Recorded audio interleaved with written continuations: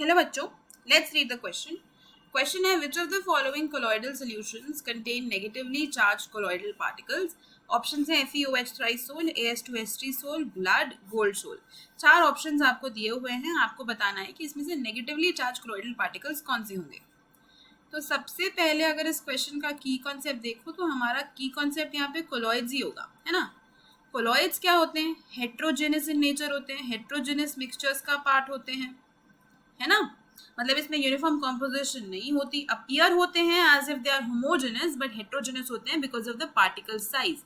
तो अगर कोलॉइड्स में हम पार्टिकल साइज की बात करें, यानी कि कोलॉइडल पार्टिकल्स के साइज की बात करें, तो 1 से 1000 नैनोमीटर के बीच में इनका पार्टिकल साइज होता है, इसकी पार्टिकल साइज रेंज होती है। अब कोलॉइड्स के दो पार्ट्स होते हैं, दो फेजेस होते हैं ना। डिस्पर्स्ड फेज होता है, डिस्पर्स फेज क्या होता है? जो सब्सटेंस आपका डिस्पर्स होता है, फैला होता है किसी मीडियम में, है ना। और वो जो मीडियम जिसमें वो फैला होता है उसको हम क्या बोल देते हैं? Dispersion medium. तो जैसे आपके पास सोल्यूशन के केस में सोल्यूट और सॉल्वेंट होता है, उसी तरीके से हमारे पास कोलॉइड्स में डिस्पर्स फेज और डिस्पर्जन मीडियम होता है। अब एक चीज और यहाँ पे बहुत इंपॉर्टेंट है कि जो कोलॉइडल पार्टिकल्स होते हैं ना, जो आपके कोलॉइडल पार्टिकल्स होते हैं वो होते हैं चार्ज्ड पार्टिकल्स। या तो पॉजिटिवली चार्ज होंगे या नेगेटिवली चार्ज होंगे, बट कोलॉइडल पार्टिकल्स होते हमेशा चार्ज ही हैं।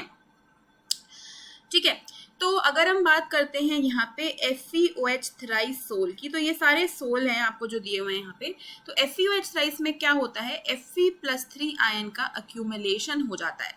तो अगर ये कोलॉइडल पार्टिकल मैं ले रही हूँ FeOH थ्राइसोल का, FeOH थ्राइसोल का कोलॉइडल पार्टिकल है, तो इसमें क्या होता है ना, Fe+3 आयन जो है हर तरफ जाकर अक्यूमुलेट हो जाता है।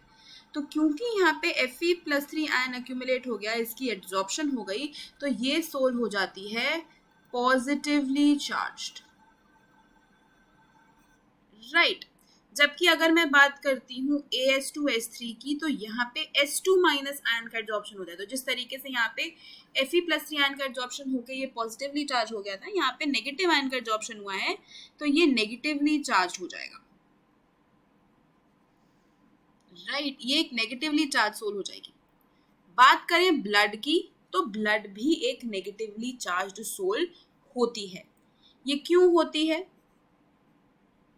ये भी नेगेटिवली चार्ज होती है। अब इसका रीजन क्या है कि ब्लड में ना, ब्लड की बात करें तो ब्लड में एक एंटी कोएगुलेंट होता है, हेपरिन, राइट।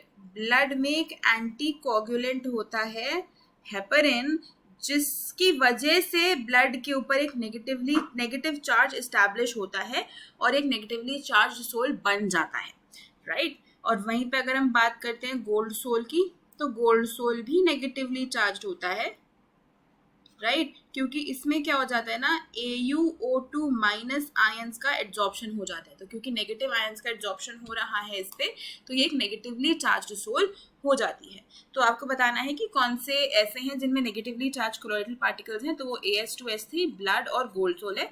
क्योंकि FeOH थ्राइस तो पॉजिटिव सोल है, पॉजिटिव कोलॉइडल पार्टिकल्स उसके होंगे। तो आंसर जो हमारा यहाँ पे हो जाएगा वो हो जाएगा ऑप्शन B, C और D. Hope you understood it well. Best of luck.